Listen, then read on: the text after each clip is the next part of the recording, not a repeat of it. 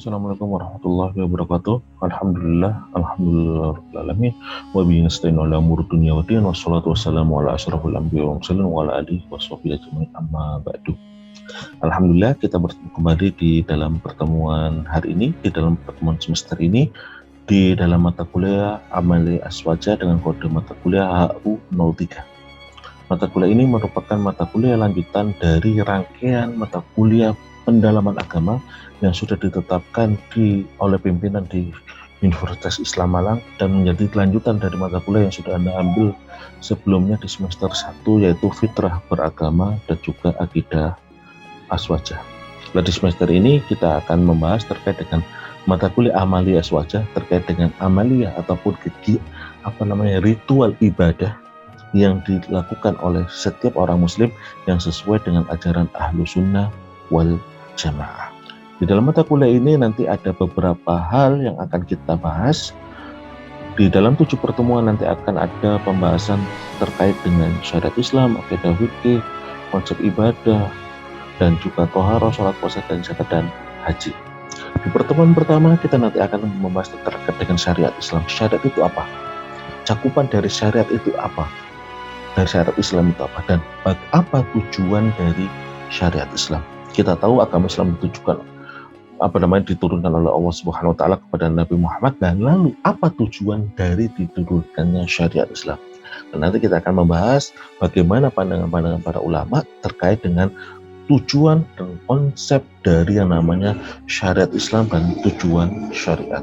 Kalau di dalam istilah syariat Islam, tujuan syariat itu disebut dengan istilah maqasidus syariah ataupun tujuan-tujuan syariat.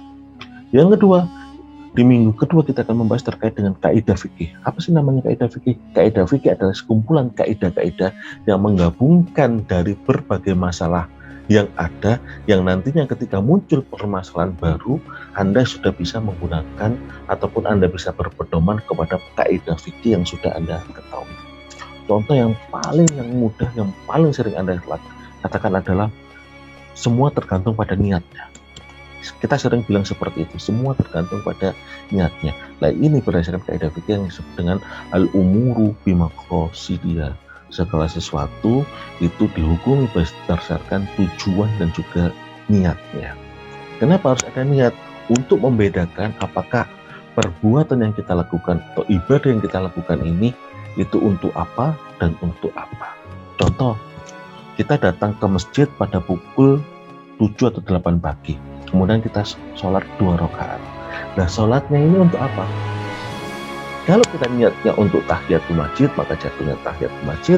Kalau kita niatnya untuk sholat duha, maka jatuhnya sholat duha. Kalau kita niatnya untuk qodok subuh, ya berarti jatuhnya qodok subuh. Nah, contoh seperti ini. Akhirnya apa? Semua dihitung berdasarkan pada niatnya. Juga termasuk, misalkan kita hari ini puasa. Dan niat kita puasa apa hari ini? Apakah puasa sunnah atau puasa wajib?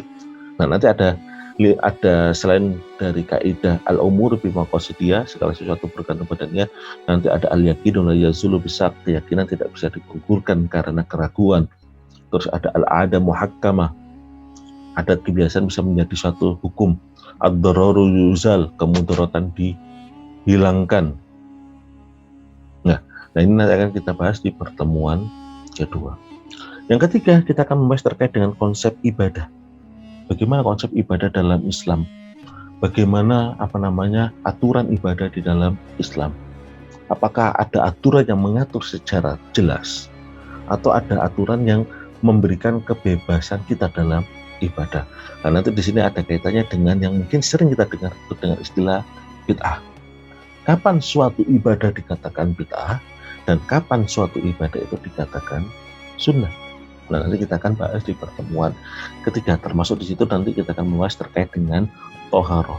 Karena sebelum kita melakukan ibadah sholat, membaca Al-Quran dan lain sebagainya, kita dianjurkan untuk selalu dalam kondisi bersuci. Kemudian di pertemuan keempat kita akan membahas terkait dengan sholat, nanti terkait dengan rukun, syarat, dan juga terkait dengan sunnah-sunnah sholat. Dan nanti Anda akan saya minta untuk mencari beberapa permasalahan yang mungkin seringkali kita alami dan ketika kita melakukan sholat. Sama juga halnya dengan ketika membahas tentang puasa, Anda juga nanti akan saya minta apa sih permasalahan yang mungkin kita alami ketika melakukan puasa, nanti akan kita diskusikan. Selain kita membahas tentang rukun dan sunnah dan syarat dari masing-masing sholat, puasa, termasuk juga zakat dan haji dan juga umroh. Kita akan membahas tentang rukunnya, syaratnya, dan juga sunnah-sunnahnya, termasuk larangan-larangannya, dan nanti termasuk juga Anda saya minta untuk mencari beberapa permasalahan yang terjadi seputar itu. Oke, demikian sebagai pengantar dari mata kuliah Amalia Aswaja. Sampai bertemu kembali pada materi berikutnya, yaitu terkait dengan syariat Islam dan tujuan syariat. Kurang lebih saya mohon maaf. Assalamualaikum warahmatullahi wabarakatuh.